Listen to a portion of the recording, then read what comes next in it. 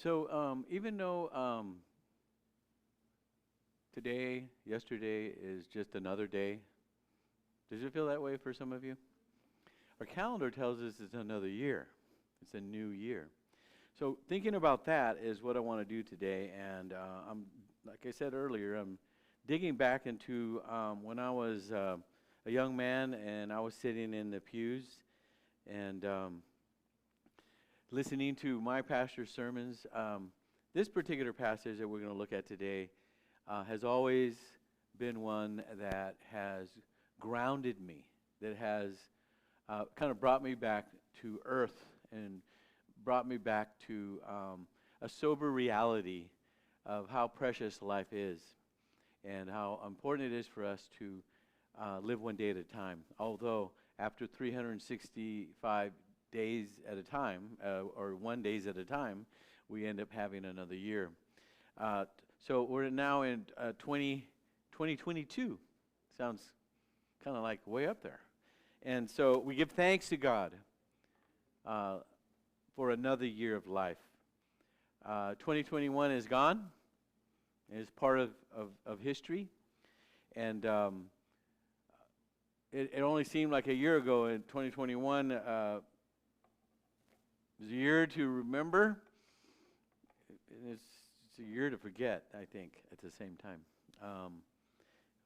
Back in 2020, I remember we had just had 8 months of the pandemic, right? And we were all thinking, hopefully 2021, all the headaches of that global pandemic were going to go with it, with 2021. And now we find ourselves, as we look to 2022, we're still dealing with a COVID pandemic, and now there's this highly contagious virus that they've designated as Omicron. Sounds like something out of Transformers, right? And like so many Americans, we're hoping that and beginning to like crawl out of the lockdowns and going back to restaurants and attending maybe the movie theater or a sporting event or a concert. I mean, I have. Went to a boxing match in Orange County a couple months ago. People back on the road, people back in the air, traveling, going to see their families. You know, all of this is what we started to do again in 2021. Remember how we were locked down? People ask me about 2020, and we were locked down from March to about August. And then we came back in August and started to have in-person church again. So 2021, I think, will go down as a continuation of 2020 as far as COVID's concerned. However, there's other things that took place in 2021, right? There were other stories in 2021. Some of the stories out there were the incident on January 6th with Capitol Hill and the riots that took place there, and there were also in 2021 the supply chain problem and lack of a lot of goods, if you would. We all know now, I mean, how many of you have noticed how expensive it is to gas up? Food. I was over at a Mexican market yesterday in Riverside. I was looking at some salsa, you know, just some homemade, you know, the salsa. It's not homemade, but and I was noticing it was like about $8. And I thought to myself, $8 for a little thing of salsa, that's a lot of money. And I was thinking, oh yeah, inflation. And then of course, how many of us see the hiring now signs? You know, just a lot of things are lingering on or consequences of 2020. They continued in 2021. People staying home, maybe because of the stimulus checks. They're fine with that amount of money. I don't know how you can live on it, but nonetheless, there are other opportunities for maybe promotions because everybody's looking for someone to work for them. And then how many remember the war ending in Afghanistan and the pull out from Afghanistan and the chaos from that pull out, and And now we've got Russia supposedly massing their troops on the border with the Ukraine, right? Possibility of the United States maybe getting involved because Ukraine is a NATO ally of ours. Many people are predicting China will invade Taiwan in 2022. Iran talks about invading. I mean, there's just so much stuff going on in the world. Anybody have some other thing that maybe comes to mind? But these are some of the headlines. And then that's looking at the United States. That's looking at the world. What about our personal lives? What about how do things go for you personally? Like I said earlier, maybe there's some things you want to forget. Possibly others of us maybe have a testimony to share of what God did in our lives in 2021. So the question is, did everything go out and turn out and like you thought it would? Like you expected it to happen? And I would have to say, no, it didn't, right? I mean, we're still kind of, like I said, on the tail end. Hopefully this year we can move beyond. I don't know if there would be normal again, but 2022 is in front of us. And I like to say we made it through 2022. Not 2021, that's gone. 2022, we made it. Not we're going to make it, we made it. That's because I'm going to look at this year with faith and confidence in what the Lord is going to do. We don't know. The simple fact is we don't know what's going to happen tomorrow. We don't know what tomorrow will bring. Nobody does. And so it is important for us to realize that God is faithful. His mercy is new every day. It is important for us to know that we can trust that He's watching over us. He's going to sustain us, provide for us. But we need to make a commitment, being a new year, to leave everything at the feet of the Lord, to put everything in God's hands, to surrender our plans, our dreams, whatever purpose you believe to be yours, to give it to God. That's what I'm hoping this year as I look at 2022. And I noticed and I realized that there are a lot of people that live their lives without searching for God, without considering God. There are people who have this confidence, I think rather arrogantly, to think that they're going to do the things that they think they're going to do because they got their futures planned out and well calculated. There are people like that, and I know one thing for sure over the years, especially the last couple of years, that I think we've learned, if we've learned anything over the last couple of years, is that we don't know what's going to happen. So I want to look at these verses. Does anybody here know what's going to happen? Anybody want to? Man, that motorcycle is loud, huh? Does anybody here know what's going to happen in 2022? Did anybody knew what was going to happen in 2021? No. Let's look at the verse on the screen. It's in James. There's only a couple of passages, James 4, and it's in verses 13 through 15. If you don't mind, stand with me. We'll read it.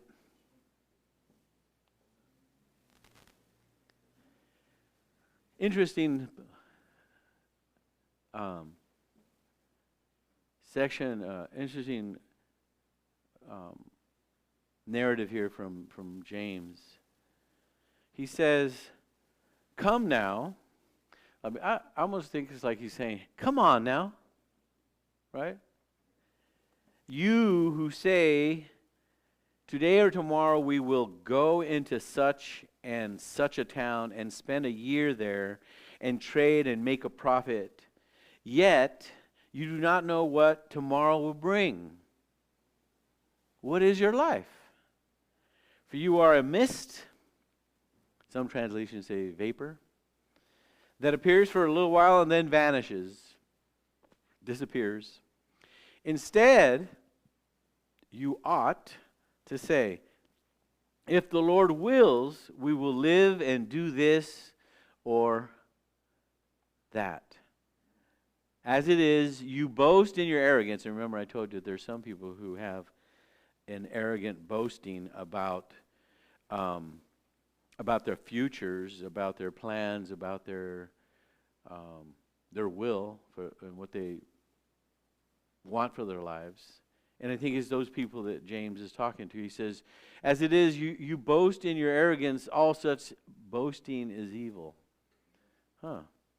Whoever knows the right thing to do and fails to do it, for him it is sin.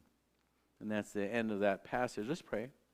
Heavenly Father, thank you. Thank you again for an opportunity to be able to dig into your word and allow your word to speak to our hearts and allow your word to encourage us and allow your word to guide us and, if necessary, to correct us if somehow, some way we're wrong in our attitude and in our worldview. We commit to you this day, Lord. We commit to you this time, and we ask that you deal with us and speak to us. And we ask these things in Jesus' name. Amen. It's a short passage. And as I said, and as we looked on and considered what we just read, I think, again, there's a lot of people who think they got their futures all figured out, all calculated. They think they got everything determined and resolved. They're thinking who or what is going to stop us.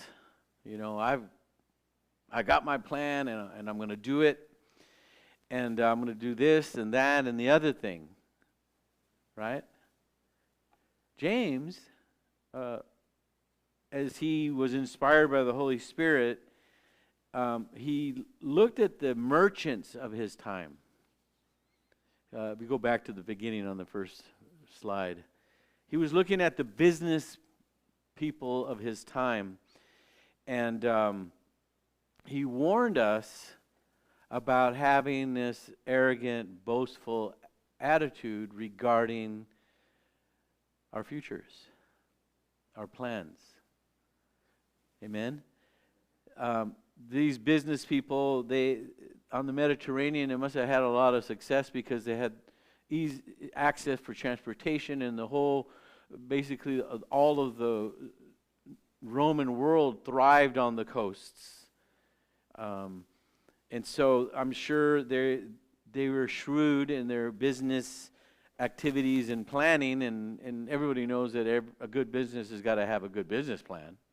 Okay? So I don't think it's so much that it's having a plan that James is asking us to look at, but it's something else, and I'm going to get to it in a minute. It's not having a plan necessarily. Verse 13, come now. You know, like, come on now. Snap out of it. You who say tomorrow, or rather today, tomorrow, we're going to go into such and such a town, so more than one, right? And we're going to spend a year there, and we're going to trade, and we're going to make profit. We're going to make money. We're going to thrive. Our business is going to be successful. And I don't think what James is doing here, and maybe you see it with me, I don't think he's condemning wise business planning. Do you? No. But rather, here it is. Very simple, this sermon. I'm going to get right to the point. It's planning without God in mind. It's planning that leaves God out. Decisions that exclude God. That's what he's referring to.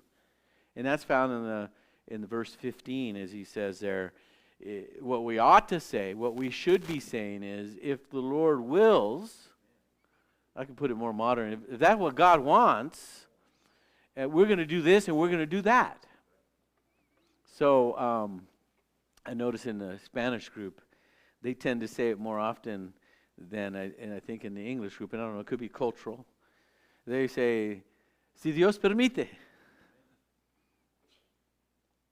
If God, and almost in everything, I notice a lot of times that in the Spanish group, and again, it could be a cultural thing, I know that, not that I haven't heard it in English group, but just my experience here is that they almost always preface anything they say they're going to do with "if the Lord allows," if God permits.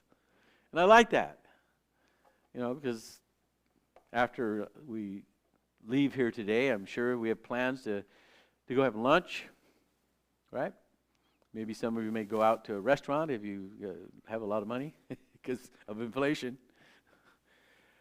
And you should preface it like, I'm going to go over to Texas Roadhouse if God permits. See, that's what he's getting at. People here that are being depicted by James, they have this bragging, if you would, of their anticipated accomplishments, and they're living their lives and making their plans as if though God did not exist. That's what he's addressing here. Okay? So let me say that again. Come now, you who say, today I'm going to go over here, I'm going to spend this much time over there, and I'm going to trade, and I'm going to do my business, and I'm going to make a profit, or tomorrow I'm going to do this, or I'm going to do that. In 2022, these are my plans, and this is what I want, and I have it already on my agenda to get certain things accomplished. That's all fine, but not if you exclude God. Okay? This is what he's talking about. There are people here again who have this arrogant confidence. There are people here that James is referring to, and he's saying there's nothing wrong with a good business plan. There's nothing wrong with making plans. There's nothing wrong with anticipating a profit. Well, obviously you don't go into business to make a loss or to go bankrupt, right? However, we're not to live our lives or make plans as if though God didn't exist, as if though God doesn't have the final word, especially as Christians. That's what James is referring to here. Look at verse 14, and he says, "Yet you do not know what tomorrow will bring." Again, as I mentioned earlier in the opening of the sermon, how many of us, leaving behind 2020, not 2021, leaving behind 2020 thought, oh man, hopefully 2021, we can put this worldwide pandemic behind us once and for all, and let's get back to normal. But yet 2021 brings us not just a continuation of the pandemic, but all kinds of variants. I don't know what the last one is, Omicron. By the way, it's a letter in the Greek alphabet. I hope they don't plan on using all the letters for all the variants. But here's what I'm saying. We have this idea of what we expect. I know there's students in here. I remember being one. Obviously, you've got a schedule that's coming up, right, Carla, for this next semester. And I'm expecting all A's, by the way. Nothing wrong with planning. Sam and all the rest of you that are in school or whatever you're doing, working. It's wonderful to believe and to desire and to have in your mind this idea that you're going to be successful, yes, but we're not to ever go into anything without doing what verse 15 says. We ought to say this: if the Lord wills, we will do this, we will live and do this or that. You see, most of us, we kind of have this backwards, right? We should be saying, I may do this, I might do that, or the other thing, if God wills. Let's say that together. If God wills. Again, I'll go there, and I'll see this, and experience that, and eat that, you know what I mean? And whatever the Lord has for me, that's the point. The reality is that we do not know as it says here, and you see there verse 14, I'm jumping back and forth. We don't know what's going to happen tomorrow. We don't know what, have an idea about the future or any, and here's even to make things a little bit even more real, we don't even have any control over it. We don't actually know what will happen tomorrow or next week or 5 years from now. We don't know. You know, planning for 2022, we all know what's happening in April. We're going to have to file our taxes, right? We do know that's going to happen. You know, we also do know that those bills that you have for your credit cards or your mortgage or whatever, they're showing up faithfully on the 1st or whatever date. They're coming. That much I can tell you will happen, right? I had a lesson, and one of the things that kind of inspired me to go back into my memory of sermons, this is a sermon that I preached before, and I told you I actually heard this sermon from my pastor 30 years ago, maybe longer. I never forgot it. He's not saying, I'm not preaching like he did, just the verses. I've kind of put my own twist on it. I got a sobering reality check this week, because last week I called Norma, my tax accountant. Now, I received from the church a housing allowance for being a pastor, and so that kind of requires some special forms, if you would, for the IRS. And so I had some questions, and then not going to believe it because, I mean, I know, you guys are probably thinking that's so far away, but because I turned 62, I technically can start receiving Social Security. I'm not retiring. I still have my other job as a high school teacher. But I was thinking, some people say that you can start pulling from it. You can start drawing that Social Security. You get less than what you would get at 66, and you also get less than what you would get if you extend and wait till 70. You're going to get a lot more. Like in my case, I figured it would be like somewhere around $600 more a month if I wait. But I wanted to say, hey, what if I just took it? So I called Norma. Hey, Norma, it's Robert. Hey, I'm going to be setting up my taxes with you again. Is that form, you going to send me out that letter so I can start preparing? Yes. And hey, I got a question. Well, what would happen if I started taking that Social Security benefits now, even though I'm not retiring? And she says, I know there's going to be some kind of reduction in what you can draw. Let me find out. Okay, call me back. 1 week goes by, and I call her because she hadn't called me back. And I talked to her office. And this week, Sam was in the car with me. And they said, well, she's not here, but we'll call you back. So I got the call back the next day, and it was from her boss, who owns the company, the accounting company here in Redlands. And Sam was there, and hey, Mr. Correa, I've got bad news. Oh, I'm thinking my taxes. My taxes. Oh my gosh. Don't do it. Norma died this week. Norma? You got to be kidding me. I was just talking to her. She was going to call me back about my taxes. Norma's been doing my taxes for 10 years or more. Norma, thank God, is a strong Christian woman. And we just didn't really know what to say, and she said, well, we know a good thing where she is. And, well, you know what, can I talk to you later? Can we talk later about the taxes? I think right now maybe probably not a good time. Could you let me know if there's going to be a service I'd like to attend? And yes, we'll let you know, Robert. And click, I hung up, and I sat in my car, and I go, huh? You see, we do not know, verse 14. We do not know what tomorrow will bring.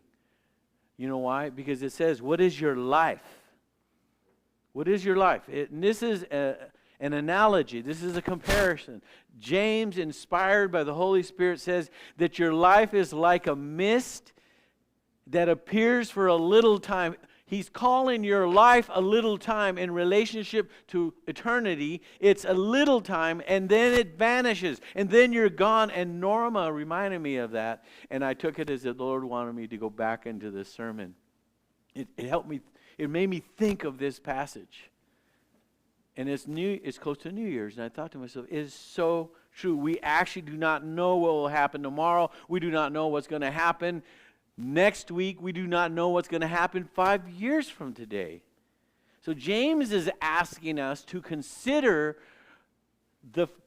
how fragile human life is. James is asking us to consider our mortality.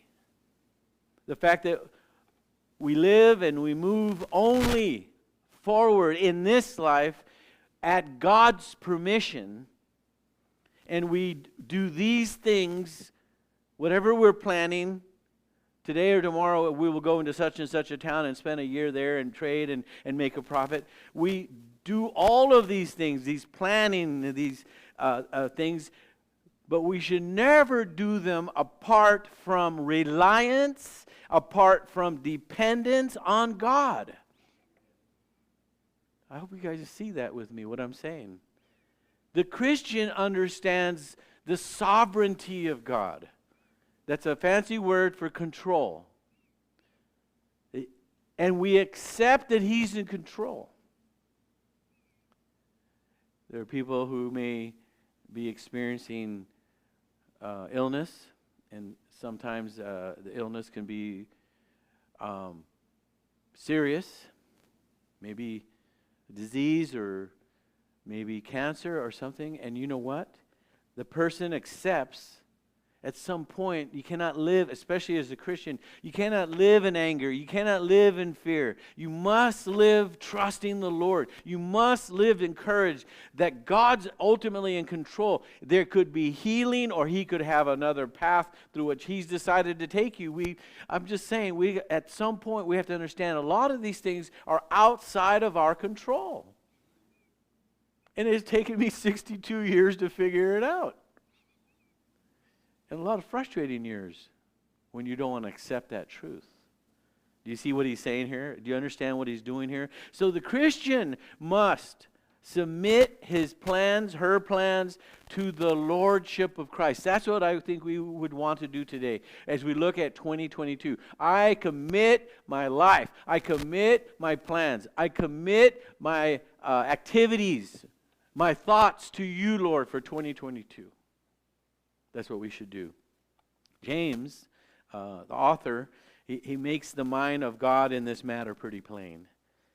As we learn these things, then we're accountable to do them. We're to seek Him humbly. We're to prayerfully ask for His guidance. And we're not to be presumptuous. That's what James is saying. So what I wanted to do is take a couple examples out of the Old Testament and show you this in action. Okay, because it happens. So let me go first to 2 Samuel 10. You don't need to go there. I'm going to tell you a story. I'm going to give you a verse. 2 Samuel, the Amalekites, which are enemies of Israel, they had shamed the messengers of Israel and made themselves the enemies of David. And to protect themselves, they had hired the Syrians. So the Amalekites joined in an alliance with the Syrians to fight Israel. So they were trying to defeat Israel. And Joab, which was the commander of Israel's forces, found himself surrounded by Amalekites on one side and Syrians on the other side. This is in 2 Samuel chapter 10. So he's in a battle. Now, it's no small thing, a war. Why? Because you can die. Amen? So when I'm telling you this story in 2 Samuel chapter 10 about the Amalekites, about the Syrians, and about David's general whose name was Joab, he finds himself with his back up against the wall, but not only that, he's facing a wall. He's being attacked from two potential places. So he doesn't really know what to do, so he divided his troops. He put his brother, his name is Abishai, in charge of the troops of fighters, and then he led the other himself. So he takes his brother, someone that he knows, and in verse 11 of 2 Samuel chapter 10, they made a pledge to each other, these brothers, Joab and his brother Abishai, and to help each other. And then comes, so do you guys see the picture? So then comes this verse in verse 12. He says to his brother, "Be of good courage, and let us be courageous for our people and for the cities of our God, and may the Lord do what seems good to him." Wow. Hey, we're in this fight. We got our enemy in our back. We got our enemy in front. We're surrounded. We're going to divide our troops. And I tell you, we're going to be courageous. We're going to pray and ask that God do what seems good to him. Did they know what the result would be? No. They had no idea what the result would be. What do these words mean? May the Lord do what seems good to him. It means that Joab had made a strategic decision. Sometimes we have to make decisions. And in this case, he made it for the cities of God, and he did not know how it would turn out. He had no special revelation from God. He had to make a decision on the basis of his wisdom as a warrior. He had to risk or run, right? Fight or flight, as they say. He did not know how it would turn out, so he made his decision, and he handed the results over to God. You know what? And he was right. That was the right thing to do. What is his words? And may the Lord do what seems good to him. Have you done that in your life? You're faced with a decision, you're threatened here, or you have something going on this end of your life, whether it be health, whether it be your finances, whether it be your future, whatever, your family, your friends, your neighborhood, you're moving, you're going to, I don't know. And life is full of all kinds of things that could and would happen and will happen. Do we commit it to the Lord? Man, I tell you, I have learned to pray this. Lord, whatever seems good to you for me. Huh? I've tried a lot of things I thought were good for me. They weren't. They were tragic. They were disasters. I love that verse because it fits with this.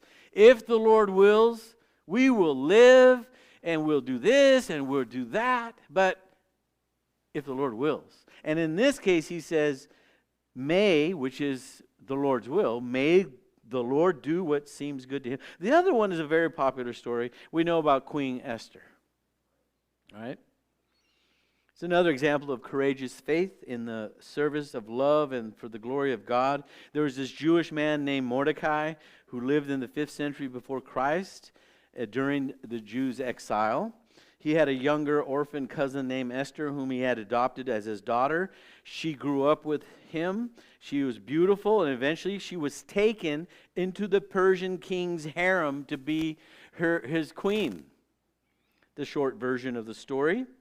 There was a man named Haman. He was a chief prince. He hated Mordecai, and he hated all of the Jews. So he persuaded the king to declare a decree that would have the Jews exterminated. This is history. And the king didn't realize that his own queen was a Jew, and he sent word, and he allowed that decree to be made without knowing what he was really doing, and it would actually cost the life of his wife.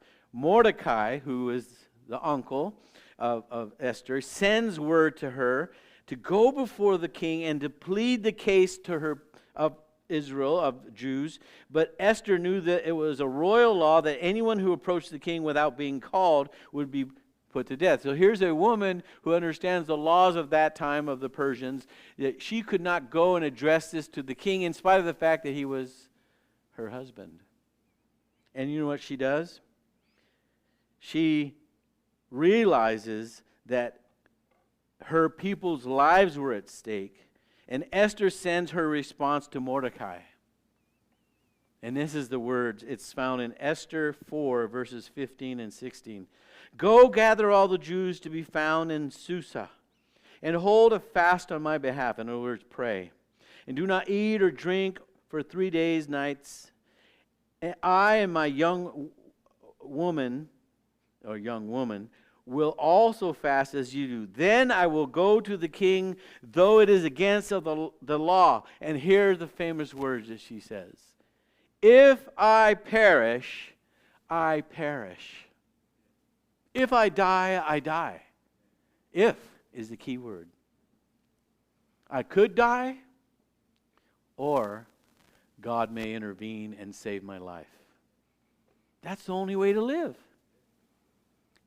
If the Lord wills, we'll do this and that and the other thing. She made her decision on the basis of her love for her people and her trust in God. She had to run or risk. She didn't know how it would turn out, but she made her decision and handed the results over to God. If I perish, I perish. And then the last one, of course, are the 3 Hebrews in Daniel's book. We understand that they were to worship an image of gold, and they were given the command that when the trumpet sounded and the music went on, everybody was to bow down and worship the idol. And these 3, Shadrach, Meshach, and Abednego, they did not, let me repeat that, they did not bow down and worship the idol because they knew the one true living God of Israel. So, what does Nebuchadnezzar do, the king of Babylon? He threatens them, and he said, if you do not worship the image, you're going to be thrown into a fiery furnace, and you're going to die. You know what they answered? This is found in Daniel 3, verses 16 through 18. Oh, Nebuchadnezzar, we have no need to answer you in this matter. You know why they didn't need to answer the king? Because they already had their answer with the Lord. Have you already settled the issues of your life and the details of your life and your plans of your life with God? I have. Whatever seems good to you, Lord, I'll let it be that. If I die in the commission of being a pastor and being a Christian, I die. We're not going to bow down to the idol. And we're not going to answer you on this. We don't have to defend our decision with our relationship to God with the world. We don't have to explain to anybody that we have chosen to trust in Jehovah. We do it and we don't have to answer. And they did the same thing. And they said, if this is so, then the God who we serve is able to deliver us from the burning fiery furnace. Hey, you know what? God can deliver us. But notice how he said it. If this be so. If you throw us into the fiery burning furnace, if that's what you do, our God is able to deliver us. But did they know that God would deliver them? Was there a guarantee? No. He says, but O king, if not what? If God does not deliver us, if we die in that furnace, guess what? We will not serve your gods or worship the golden image that you have set up. That's faith. We believe our God's able to deliver us, but if he doesn't, we're not going to serve your gods. Just like Esther. If we perish, we perish. They handed the outcome to God. The same way that Joab did, and the same way that Abishai did. And may the Lord do what seems good to him. We trust God. That is exactly what's happening here.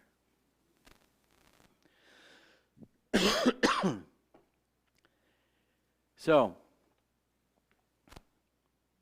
for 2022, I think it would be a great way to start by saying, if the Lord wills,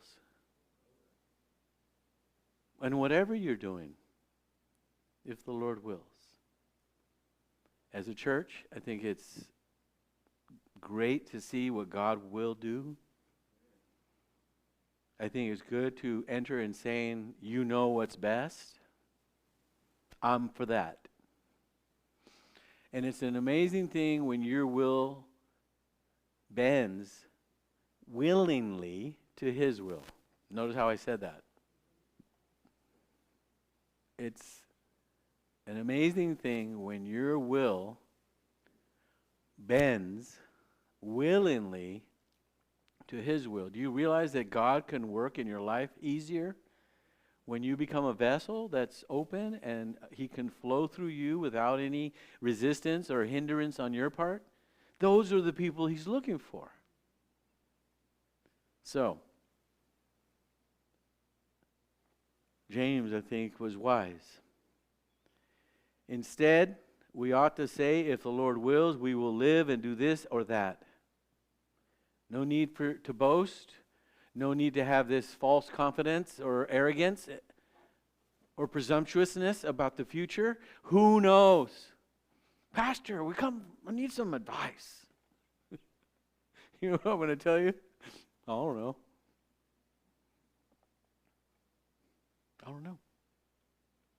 You say, well, don't you have some great biblical wisdom? Well, I can give you biblical wisdom, but you still have to make the decision to trust God and to implement and apply it.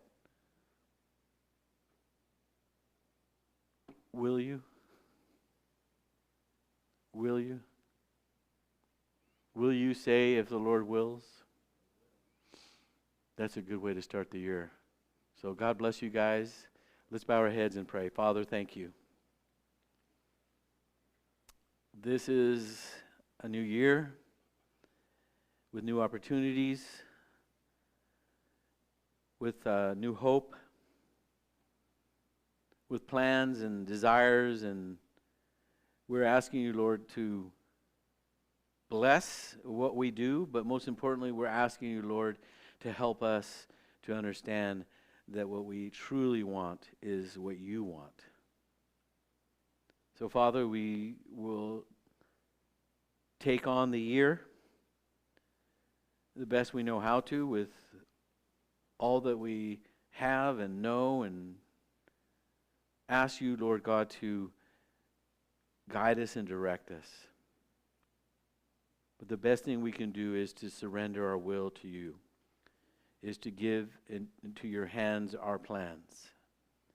And we know, Lord God, it's no big deal for you to make a way, to open doors and shut doors. Whatever happens, Father, you do what you believe to be what's best. That's our prayer, Lord. We have no idea of the results, but we'll leave an unknown future to a known God. And we ask you these things in Jesus' name. Amen. Lord bless you guys.